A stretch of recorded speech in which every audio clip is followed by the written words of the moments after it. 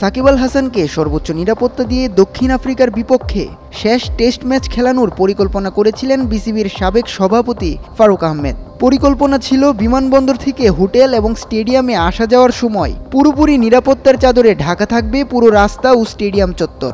এমনকি মব ঠেকাতে পুরো ম্যাচে দর্শকদের উপস্থিতি না রাখার জন্য টিকিট বিক্রিও বন্ধ রাখার পরিকল্পনা ছিল তার।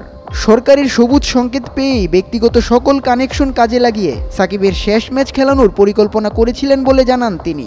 তবে শেষ পর্যন্ত গ্রেফতারের হুমকির কারণেই দেশে আসতে সক্ষম হননি সাকিব আল হাসান। প্রথম কেন সাকিবের দেশে ফেরা নিয়ে অনুমতি দিয়েছিল সরকার, এমন প্রশ্নের জবাবে ফারুক আহমেদ বলেন, সেটা রাজনীতির অংশ কিনা সেই বিষয়ে তার জানা নেই।